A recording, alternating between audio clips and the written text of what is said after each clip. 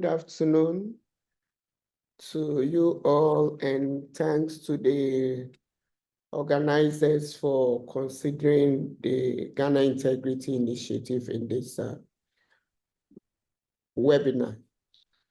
Sorry, my voice is a little hoarse because I have a cold. But then to initiate this conversation, I believe the speakers before have put it very well. And I would want to contextualize the topic for which I am speaking to today. That is fighting corruption and strengthening accountability in Ghana's post-election democracy. We all agree that corruption has disastrous consequences on society. And for Ghana, in our current dispensation or in the 32 years of our Fourth Republic, we have seen these disastrous consequences manifest in the lives of the people. Most researchers and also most of the institutions that are in charge of the fight against corruption have documented over time how significantly this challenge remains. And when the National Anti-Corruption Action Plan, the 10-year plan, which we just finished implemented, was drafted, some of these challenges were brought to bear. A low level of accountability, issues around political corruption, issues around demonetization and increasingly monetized politics, the lack of a campaign financing regime were cited as some of the issues that continue to contribute to the challenges of our democracy when it comes to the fight against corruption. Increasingly, data from the Corruption Perception Index have also shown that the evidence of our fight against corruption is not too good. With the past 4 years, Ghana remaining at a score of 43. And in many instances, the trend has shown that when countries remain on the same score for a long time, the potential to reduce or even go further down is very high. And this we have continuously spoken to.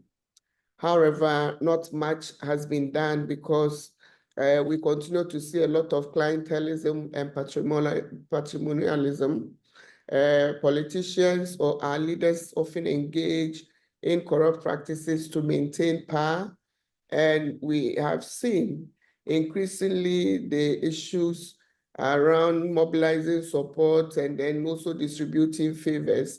If you are in Ghana today, you would agree with me that when you go around, because of the campaigns that are going on, you see a lot of issues around vote buying, a lot of vote selling as well going on, because the citizenry has come to a point where they believe that it is during this season that their cocoa is ripe. And so they must find a way of maximizing their benefits before the season elapses. Unfortunate as it is, this is what we have seen.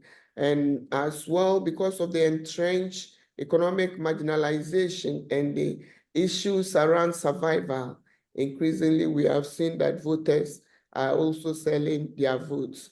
We also see, as the previous speaker spoke to, the excessive executive power, making sure that we have diminished accountability when it comes to allowing corruption or anti-corruption behavior to thrive. Institutional weaknesses have also shown further exhibiting that there is a lot of work to be done in this arena. Let me quickly say that because we've identified some of these challenges over time, one of the things the Ghana Integrity Initiative and its partners, civil society organizations have done during this cycle of the development of manifestos and previous ones. And this cycle I mentioned specifically because we did a lot of work in is to bring to bear some of the gaps in our legislations, in our policy, and in practice, so that the political parties are minded by this, and then they take them into consideration when they put up their manifestos. And critical amongst these gaps we put out there for consideration was the issue around our political financing regime. The lack of transparency in our campaigning, it creates a lot of avenues for illicit funding and undue influence. We have seen a lot of strategic organized crime manifesting and also increasing, because we see Galamsey, yes, funding some of the political parties and the rest. We also see that the regime around political parties, when it comes to accountability, is low. And so we propose that instead of having the political parties rendering accounts as the Political Parties Act speaks to, we should get to a stage where through policy, we have some level of accountability where the members or the candidates who are vying for parliament also have some accountability, because we know that it is within this level that a lot of donations come. And then we also made proposals for ensuring that we look at the issues around abuse or incumbency abuse or abuse of state resources. A lot of work has been done on this over the years, and we brought it to bear.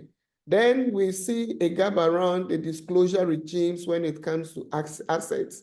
Assets and liabilities disclosure only has us declaring, and then there is no verification. There's also no publication, meaning that people can already front load what they want to have and work towards achieving this without the citizen being able to verify and also play their role of oversight. Then we see weaknesses in institutional oversight over time, which we have brought to attention. And so we also talked about the issue around the COPO, which was started in 2013 and is yet to pass. That's the Conduct of Public Officers Bill. We continue to see this low level of accountability as well, I mentioned, due to some of the critical challenges we have spoken to. And so we talked to most of the political parties. Some of them picked this up, but then increasingly you see that where citizens are supposed to be demanding a lot of accountability, the political parties shy away from uptaking some of the recommendations that have been made. Even though the Constitution speaks to the fact that they should ensure that they do this, we do not see it happen. We have seen that in many of the instances, our legislations also make it very difficult for us to demand accountability when it comes to the fight against corruption. So we have ineffective measures. We have a law, the Criminal Offences Code, that critically mentions or describes corruption as bribes, and many critical elements which constitute corrupt behavior are not there. So when we go into the fight against corruption, it becomes very difficult. And we have seen over time how the OSP is struggling to stick some of the charges against people who have been brought to their attention. Again, whistleblowing, where the citizen is supposed to be playing a critical role, has not seen much gains. And we have continuously put this, the UN Convention speaks to it, the AU Convention speaks to it, and we have a law that passed in 2006 promoting whistleblowing. In 2019, we also passed a law to protect witnesses who come before the state to support the state in defense.